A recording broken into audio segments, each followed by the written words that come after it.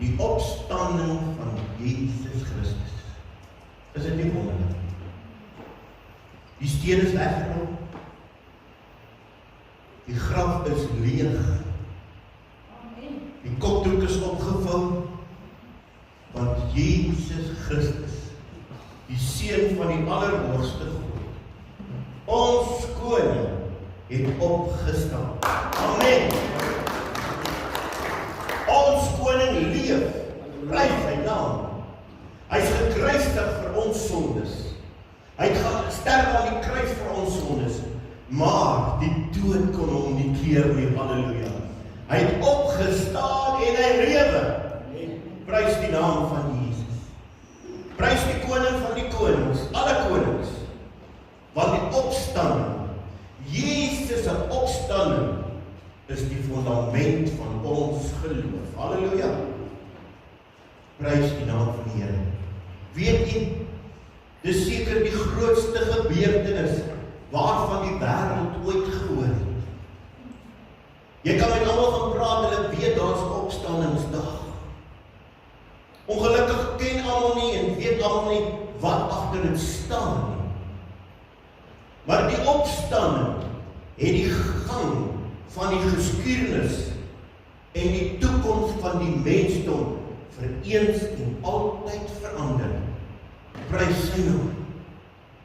En ek en jy, ons kan geensins twyfel dat die Heilige Gees Jesus volgens die wil en die plan van God uit die dood opgewek het nie. Nie net tot redding vir alle mense nie, maar ook tot genesing, tot voorsiening vir alle mense.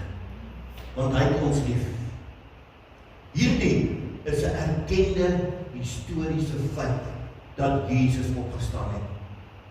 En 'n vers wat vir my uitstaan in die woord van die Here is Romeine 8 vers 11.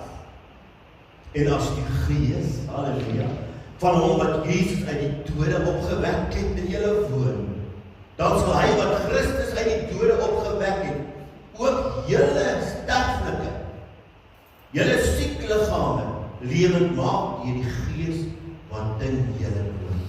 Wil jy dit vat vanoggend? Dieselfde Gees wat Jesus uit die dode opgewek het, is in my lewe teenwoordig. Amen. En dan sê 1 Korintiërs 6 vers 14 vir ons, en God het ook die Here opgewek en sal ons opwek deur sy krag.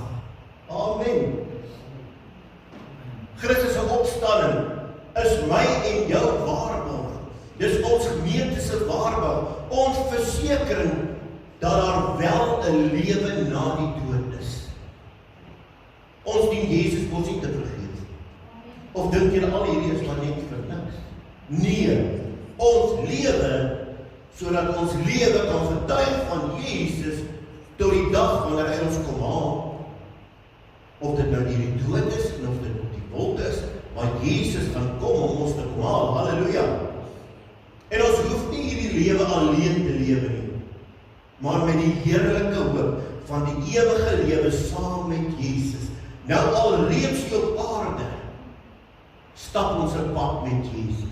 Hou hy ons hand vas, kan ons bid tot hom, kan ons hom loof en eer, kan hy ons optel. Hoekom? Want hy wil. Amen. Paulus kom en voor sy dood kom Paulus en hy praat daarvan, hy getuig daarvan. Hy sê, ek het die goeie stryd het ek gestry. Hy praat van die wedloop wat hy voltooi het. En hy praat van die kroon van geregtigheid wat vir hom op sy gesit is en wat vir hom wag. Het jy so 'n kroon wat vir jou wag? Ek glo ek het. 2 Timoteus 4 vers 8 praat daarvan. Nou wag die oorwinnaarskroon vir my, die lewe by God, halleluja. Op die dag dat hy weer kom, sal die Here, die regverdige regter, dit vir my gee, en nie net vir my nie, dis vir Paulus wat hy praat, maar ook vir almal wat met verlange uitsien na Jesus se koms. Sien jy uit met verlange? Wil jy graag 'n oorwinnaarskroon hê? Paulus kom en hy sê hierdie beloning vir almal wat 'n Christelike lewe leef, soos wat Jesus wil hê ons moet leef en wag op sy koms. Ons lewe is nie net te vergeefs nie. Dit wat ons doen is nie te vergeefs nie. Ons lewe met 'n hoop om 'n ewige lewe saam met Jesus Christus te hê. En iemand vertel my eendag, weet jy hoe lank die ewigheid is? Ons lewe nou maar 80, 70, as dit goed gaan met ons jare op aarde. Maar die ewige lewe het nie 'n einde nie. Hulle sê 'n voeltjie kan kom en hy kan sy bek hier sien in so groot klips, 1, 2 keer vee, dan vlieg hy weg en 1000 jaar later kom hy weer so lank is die ewigheid. Dit gaan forever and ever and ever wees. Jy sien, na Jesus se kruisiging was die disippels plaasgesien. Hulle fit was uit. Hulle was ontmoedig. Waarvoor het ons al hierdie goed? Hoekom het ons 3 jaar saam met Jesus geloof? Hulle het nie geloof gehad, hulle geloof is van hulle weggevat, omdat hulle nie geglo het 100% nie. En almal het wat gegaan na hulle beroepe toe. En jy nou gaan visvang, die ander het weer dit gaan doen, of die ander dit, en ek dink, Markus verseker die, of Lukas was die dokter, hy het wat teruggegaan en die ou werkies gaan doen. Hulle het nie in Jesus se woorde geglo nie, dat hy na 3 dae uit die dood sal opwek nie. Maar prys die Here, halleluja. Toe word Jesus se woorde aan hulle waar, en hy verskyn aan hulle in Galilea. Hy hoef nie te lieg nie. Amen. Sy woord is mos die waarheid. Hy is die waarheid. En as Jesus vir jou iets sê, hy gaan dit doen, dan kan jy maar glo hy gaan dit doen. Amen. Sy woord sê dan so, hierdie Bybel vertel al die waarhede van Jesus. Hy vertel van die beloftes wat vir ons gemaak is. Hierdie boodskap, hierdie woord, die Bybel, lieg nie. Want Jesus is die woord, die waarheid en die lewe. En Jesus die koning, halleluja, van die konings se verskyning aan hulle, laat weer hulle geloof hier binne hulle opspring hulle harte. En ek moes net in my gedagtes dink ek aan hoe hulle gejubel het en sê, Jesus, halleluja, hy het opgestaan. Hy sê by ons, kyk daar kyk sy hande, kyk sy voete. En hierdie lewenskrag gee die Here weer vir hulle, om 'n lewe in sy koninkryk te bly en sê, nou kan ek leef, want Jesus leef, halleluja. Daar's iets in hulle opgespring, iets in hulle wakker gemaak. Die koning van die koningslewe. Jy sien, die opstanding, my broer suster, was die katalisator vir die nuwe geloof wat hulle nodig het, vir diegene wat geroep is om hom te dien en 'n lewe aan hom te wy. Jy sien, want hulle geloof was nou iets niets, want hulle kon nie meer Jesus fisies daarna dat hy opgevaar het hemel toe sien. Daar was iets niets met hulle gebeur. Dis kom Jesus gesê, as ek na my Vader toe gaan, sal ek vir die Heilige Gees los wat binne in julle is. Daar het 'n nuwe geloof binne hulle ontstaan, wat hulle die krag gegee het om aan te gaan. Ons geloof in Christus, vir ons sondevergifnis, is om te glo dat hy ons na sy beeld kan verander. Amen. Wil jy verander? Ja, ek wil. Nie soos Piet en soos Janie of soos Sannie nie, ek wil soos Jesus is. Om hom te dien, na mate hy dit vir ons verlang. Dis die Here met alles wie ek is, met alles wat ek doen, wil ek U dien, Here. En as ek tekort kom, wys my dat ek U meer kan dien, soos wat U wil hê ek moet U dien. U sien, my en jou geloof berus op die opstanding van Jesus. Jesus leef tot in alle ewigheid, en hy leef deur die Heilige Gees in ons. En die beste van ons is, dat Jesus ook gesê, hy gaan sorg vir ons soos 'n herder sorg vir sy skape. Hy sê, ry na groen by velde waar water sien, en lekker groen kos is om te eet. My God lieg nie, glo jy dit? Hy sal dit doen. Want sonder die opstanding, my liewe suster, was al die lyding en sonde wat Jesus moes gedra het, pure verniet. Maar prys die Here, hy het opgestaan. Want dit was deur sy volmaakte sondelose lewe, wat dit God so maklik of moontlik gemaak het, om hom uit die dode op te wek. En nou sê die vers vir ons, dieselfde Gees, wat Jesus uit die dode opgewek het, sal ook jou dooie liggaam opwek, die dag, wanneer hy kom. Halleluja. Ek wil jou vra, besef jy ook, my liewe suster, dat ons nou al reeds op hierdie aarde waar ons leef, in oorwinning oor sonde kan leef. Jy hoef nie jou knie te buig voor sonde nie. Jy hoef nie jou knie voor versoeking te buig nie. Hoekom? Omdat ons meer as oorwinnaars is deur Jesus wat vir ons die krag gee. Want Satan en sonde is reeds aan die kruis oorwin. Halleluja. En weet jy wat? Die opstanding is die bewys daarvan. Ek dink Satan het groot rondgeloop toe Jesus aan die kruis gehang het. Maar 3 dae later, toe Jesus opgestaan het uit die graf uit, het hy in 7 rigtings weggeskarrel. Ek dink sy voete het verby sy kop gegaan. Hy het net gehardloop want hy het geweet die kom moeilikheid. En daai selfde moeilikheid wat Jesus vir hom gee, kan ek en jy ook vir hom vandag gee. Ons hoef nie terug te staan nie. Want hy gee jou die autoriteit en hy gee jou die mag om die Satan teen te werp en alles wat hy doen.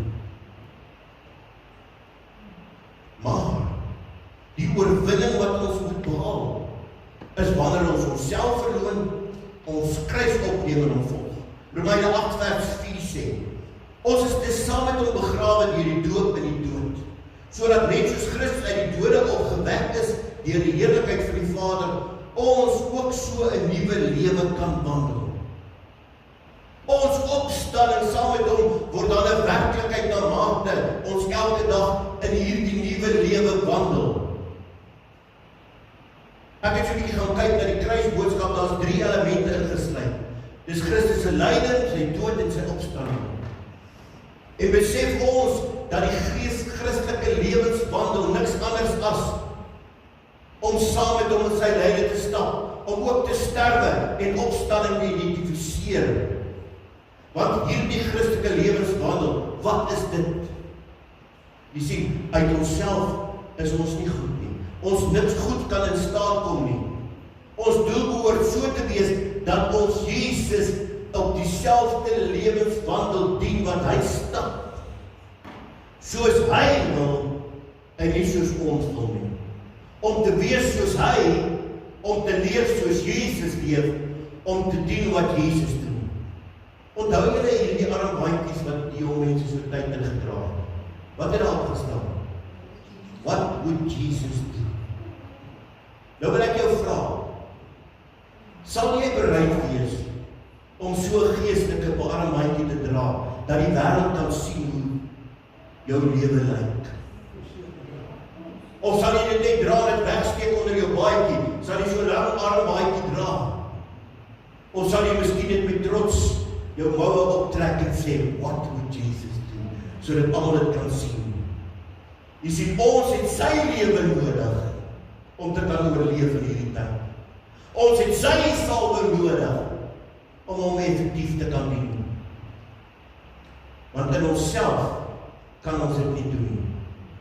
Ons, ek en jy, behoort voortdurend te wil verander, om verander te word. Pastoor, jy weet, ek het maar hier neer aan my. Ek het amper iets gesê. Vergeet. As jy wil verander, sal jy eers verander. Pastoor, ek raak gou kwaad. Man, as jy wil kwaad raak, wil jy kwaad. Maar die Here jou verander, en jou kwaadheid sal gou verander. Jy weet, my draadjie is nie so kort. Jesus sê ons moet tandmoedig wees. Toe ek hierna te ry, toe ry iemand voor my baie stadig. Ek gaan nie sê dit was wat nie. En ek weet die pad is ook vorentoe. Ek dink myself, wat gaan jy aan? Ek sê verstaan nie, hierdie is nou om te toets, pastoor is wat nodig volg. Jy sien, ek moet verander om soos Jesus te word. Want hy is die opgestane Jesus, wil ek nou nie soos hy wees nie. Ek is mos 'n nuwe lewe in. En die wêreld leef ons eers en dan sterf ons. Maar weet jy wat? In die geesteswêreld moet ons eers sterf voordat ons 'n opstandingslewe kan leef. Jy moet eers doodgaan in jouself, doodgaan in jou kwaadheid, doodgaan in jou ongelukkigheid, doodgaan in jou lewe sodat jy kan lewe in Christus Jesus. Christus wat in ons woon, soos Paulus in Galasiërs 2:19 sê. Ek is saam met Christus gekruisig. Nou is dit nie meer ek wat lewe nie, maar Christus wat in my lewe. Sê vir my 'n bietjie vanoggend. Leef jy jou lewe soos wat Jesus dit wil hê? Moenie my antwoord nie. Het jy al in jouself gesterf vir Jesus? Christus se boodskap aan sy disippels was om waardig ag te word om hom te volg. Indien ons hom in gees en in waarheid wil dien, moet ons onsself verloon en ons kruis opneem. Die vraag vanoggend, die $1 million question is jy bereid om jouself te verloon? Is jy bereid om jou kruis op te neem? Hoor mooi, nie Jesus se kruis nie, jou kruis. Jesus het die disippels gesê in Matteus 16:24 en 25. As iemand agter my aan wil kom, moet hy homself verloon, sy kruis opneem en my volg. Want wie sy lewe behou, sal dit verloor, maar wie sy lewe verloor ter wille van my, sal dit terugkry. Amen. Amen. Die maatstaf van ons bestaan, my liewe suster, moet Jesus wees en nie ons eie lewens nie. As ek wil leef soos ek wil leef, as ek wil doen soos ek wil doen, ek gee nie oor die wêreld doen. As ek net doen wat ek wil leef, dan kan ek mos soos Jesus wees. Ek moet soos Jesus wees. Ek moet poog. Ek moet 'n poging aanwend om soos Jesus te kan word. Die opgestane Jesus te kan wees. Want as ek nie gaan soos hy word, nie gaan ek nie die koninkryk van God bereik. Jy kan nou maak wat jy wil. Die beginpunt van die vernuwing van ons verhouding is deur die Heilige Gees. Daardie egte verhouding met God. Die omgee vir ons medemens. Die liefde vir God se skepping. Hierdie vernuwing, my liewe suster, kan reeds nou al in jou lewe gebeur, in hierdie gebroke wêreld. Wat ook al in ons lewens gebeur, dra baie toe. Hoe ons lyk nou, hoe ons reageer, hoe ons dinge doen. En as ons toelaat dat Christus nou al reeds in ons lewens werk, dan sal ons toenemend verander en word so na die gelykenis van Jesus. Net soos God die eerste mens uit stof wat die aarde gevorm het, kom hy vandag en hy vorm hy die beeld van sy geliefde seun in elke mens wat Jesus volg. Hy kom en hy maak, ons sing so dikwels, Here, hier is die pottebakker, ek is die klei. Maak my en vorm my. Maar bedoel ons het werklik? Here, maak my, vorm my soos Jesus.